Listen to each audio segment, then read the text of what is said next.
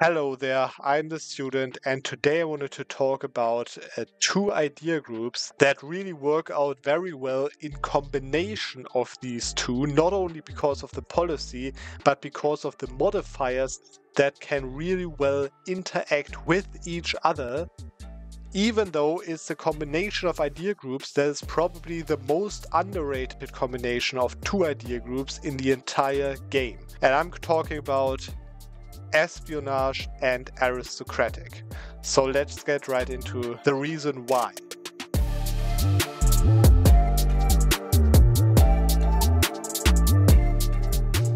And first of all, if you ask yourself what this weird looking game is, it's basically a game where I ignored the Ottomans as Byzantium, but I don't want to talk about that a lot because that will be something bigger for next week. I think next week's video will be very exciting about this game, but anyways, while I'm playing this game, I took espionage and aristocratic ideas, and I'm going to tell you 4 reasons in this video, 4 reasons why this two idea groups are actually a very good opening of two idea groups actually for mid and smaller sized nations. And I'm going to start with army quality.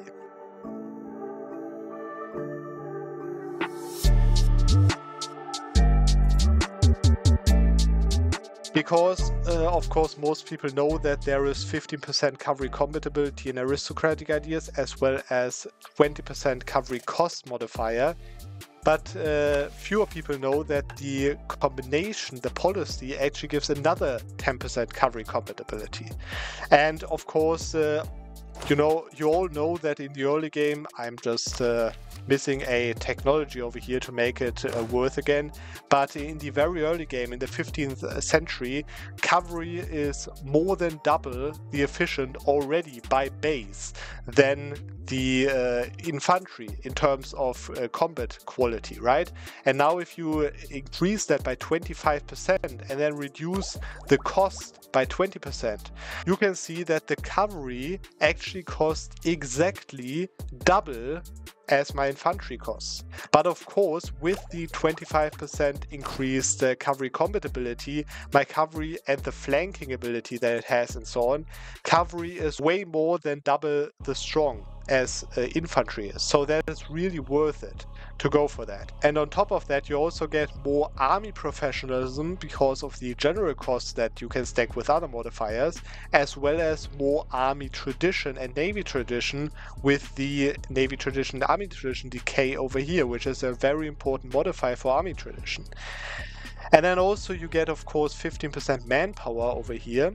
And then you also get bonuses to siege, which is not only that 1 leader siege over here, but also, of course, the plus 10% siege ability of espionage ideas, as well as the siege ability from the spy network that you can construct on other nations.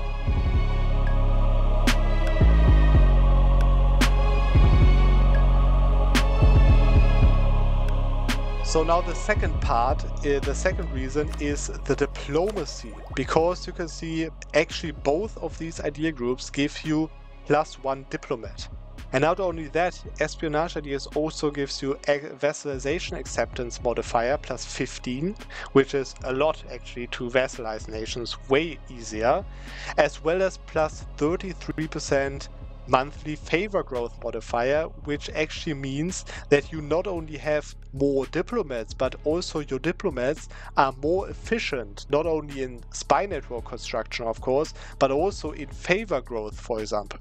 And then a little fun fact over here, if you play as Byzantium or Rome, then you actually get +1 number of maximum number of pronoias over here, and another +1 maximum number of pronoias over here, so actually +2 maximum number of pronoias. But of course, if you don't play Rome or Byzantium, that's not useful for you. And then also, if you haven't seen my video on that, the rebel support efficiency is also a really underrated thing for an easy CB or for easy power projection.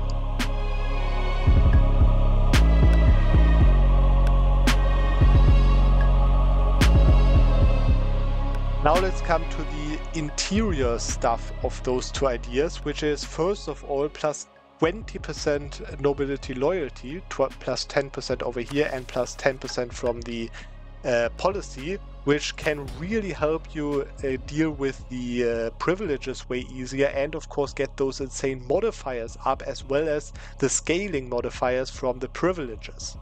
Then you also get minus 15% advisor cost over here, as well as minus 0.2 corruption for money, basically, as well as privateer efficiency for money if you use that, as well as 5% death cost from aristocratic ideas.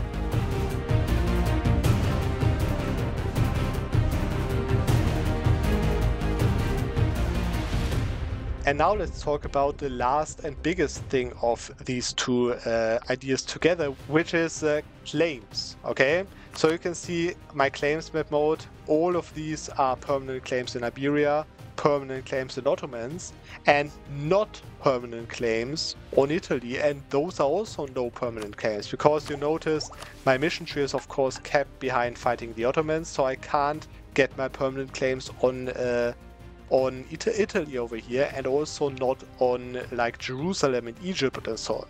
But I still have claims on the entire Italy region, as well as on all of these important provinces of the Mamluks that I'm about to conquer.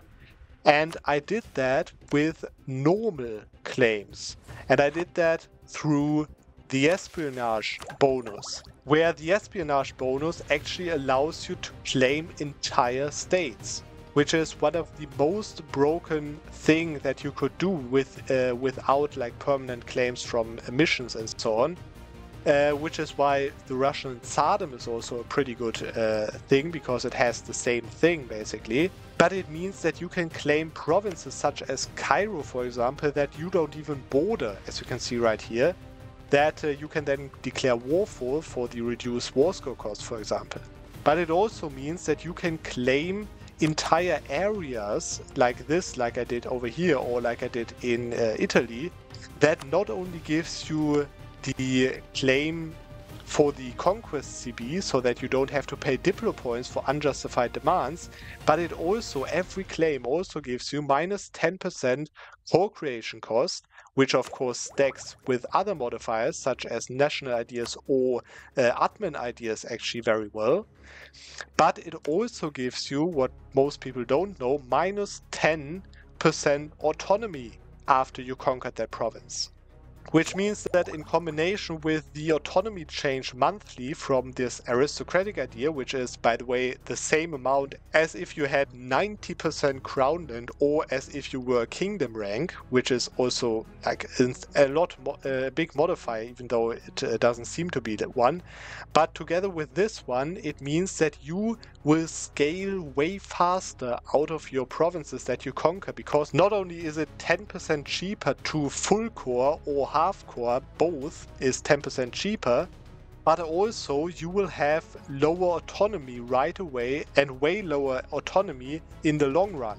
Okay, so you can scale out of your provinces way faster, because not only can you conquer more, because you don't have to pay Diplo and less admin power, but you also get more out of those provinces, and you can also take more provinces in the war, in such a case of where I can declare a war for Cairo, which will then, this huge province over here of Cairo, will then be 25% cheaper to take. Anyways, I hope you enjoyed the video for today. I hope you can use the information that I gave you today, and we are going to see, as always, on the next Monday.